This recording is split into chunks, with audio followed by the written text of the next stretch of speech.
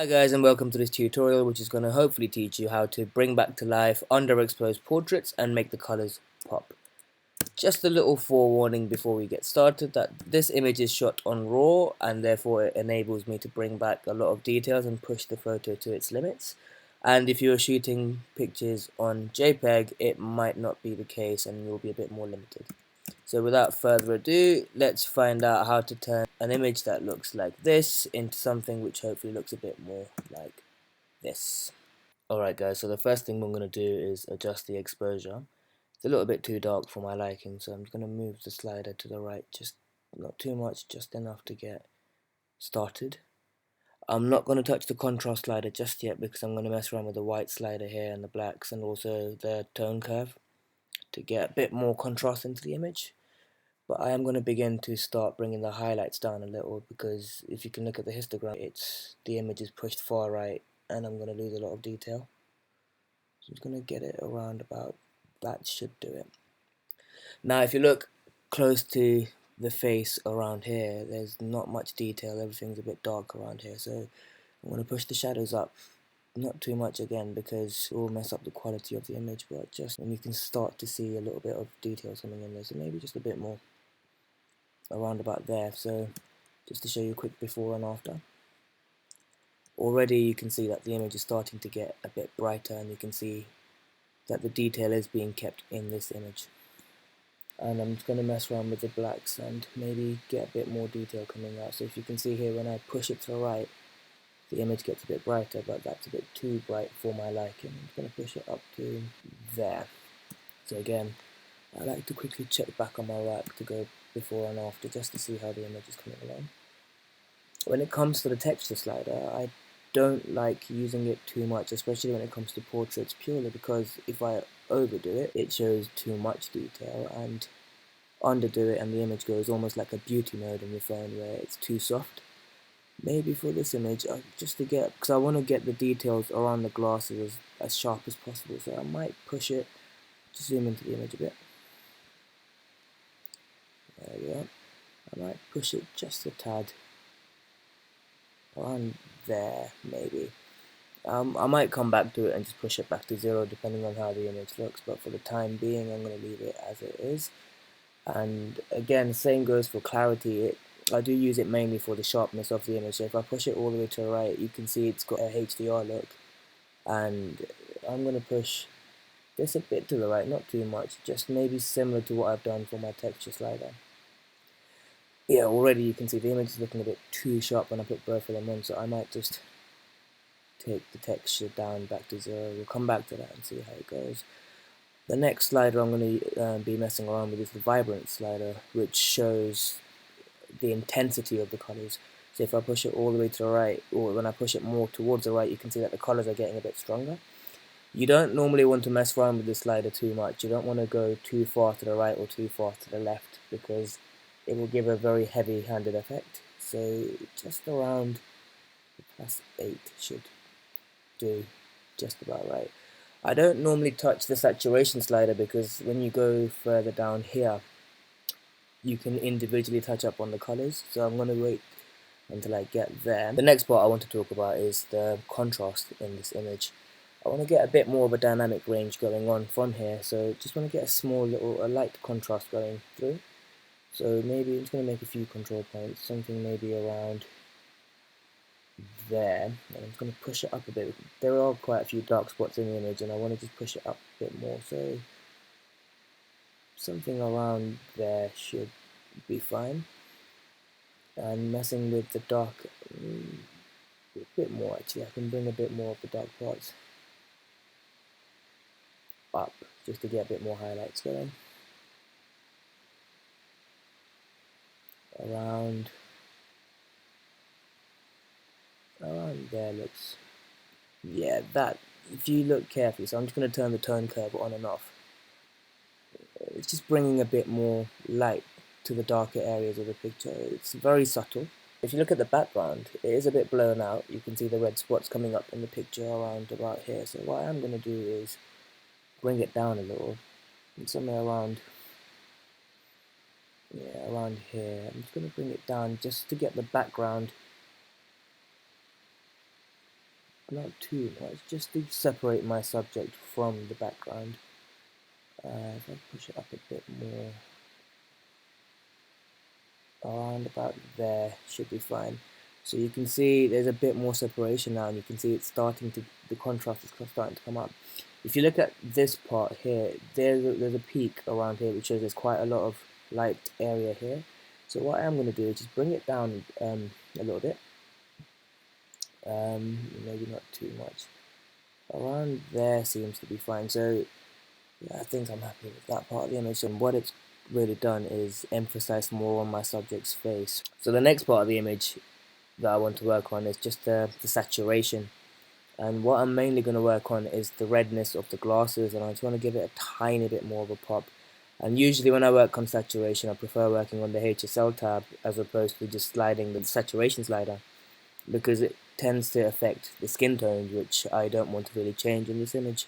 So I'm just going to push the red part of the slider, or the saturation slider, just up to there. It's a very, very subtle change. So seeing that the light is coming from camera left down, shining on my subject's face, I do want to give a bit more increase in luminance, and you want to be careful not to push up the luminance too much. So just a quick little before and after there, and you can already start seeing that the sunglasses are now starting to pop a bit more, especially after luminance. So I'm just going to zoom in there and just give you a closer look.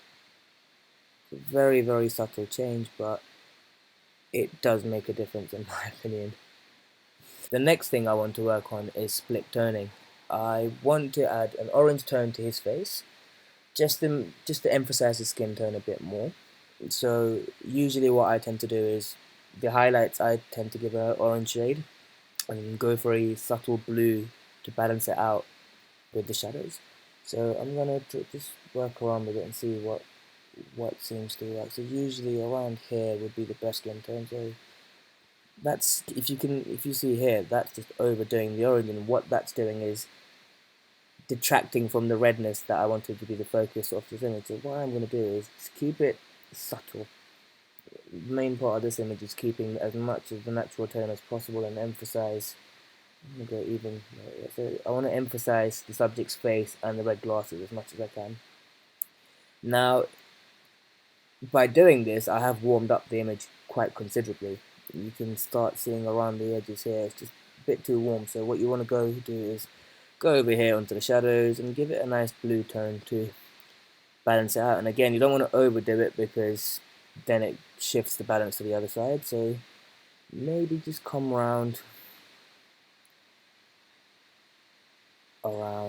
it's very, very subtle on this. I don't want there to be much blue here. Now next, I want to talk about sharpening the image up a bit. And the main focus of this is just to get the rim of the glasses and maybe just a bit around the edge of his face to be in focus. So what I like to do is press the Option key or the Alt if you're using a PC, and then just move the slider further right, and what you see is that you're only focusing on the parts of the image you want sharpened.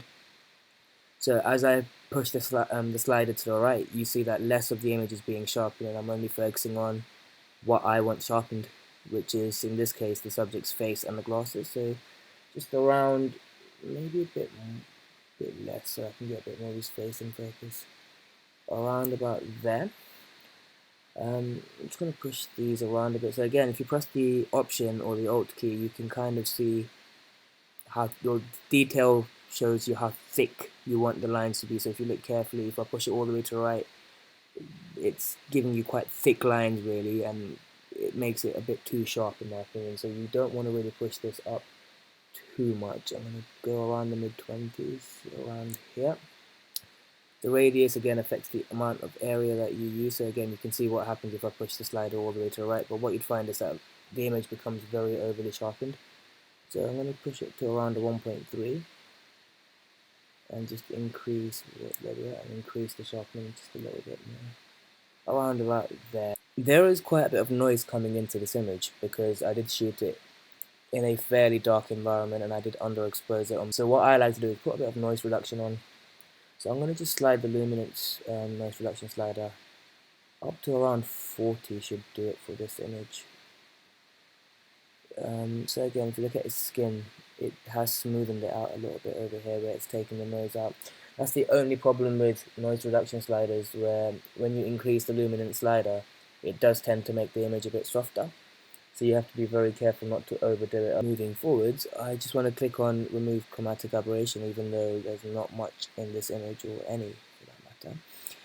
I used a Sigma 56mm lens for this one, so I do want to adjust the settings here. So go on to which make of lens you have, and I've got a Sigma lens over here, and then select the lens that you're using. So in this case, as you can see over here, I've used a Sigma 56. I'm just going to come up here, and that happens to be the lens that I used, and it does make a considerable difference. The last thing I want to work on is just mess around a bit more with the color tones, because I do want to make an added emphasis on the red tones of this image. So usually to get the image more red, you'd want to bring down the blue in the image. So if you can see me shifting the image to the blue slider to the left, you find that the image goes, well, if you bring down the cyans, your image goes a bit more red. That's overdoing it though, so what I am going to do is maybe bring it, again, like I said, subtle touches are perfect for images like this. So just around there, and again, if I just toggle this switch on and off, I can sort of see what's happening here. I do want to get a bit more red on here, so what I'm going to do is maybe go to the red slider and push it a bit more to the right, just to get his skin tones coming up a bit more as well. And now you can see that that's made a bigger change. The background here has gone a bit more mellow, but I can also see that his face has come a bit more almost orange, like the source of light hitting his face is not orange, and I want to bring that down a bit. So what I want to do is push the green slider a bit more to the right and see what that does. So let me just keep going a bit more there. Again, his face is a bit too orange for my liking, and I might just bring the saturation down here just to see what that does. I think that for me is perfect, or for me,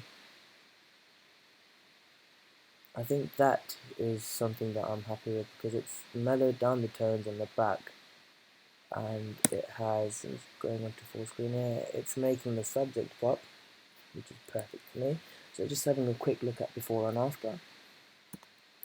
This is what I started the image off with, and this is what it's come to, and you can see that the details in the shadows have come out a bit more. And one last thing I will want to do is crop this, because I want to use this for Instagram, and that's usually this tab here. Go on to a 4:5 ratio, and it's always worth knowing if you wanted to straighten the image, and usually what I do is I go on the automatic function and then frame my image accordingly, and I want him or off center, just because he's looking up in that direction there. So I'm just going to move this a bit more to the right, and there. So again, going to full screen, this is what I'm left with. So there's your before, and there's your after. I just wanted to say thank you so much for watching this video, and that more videos are on their way.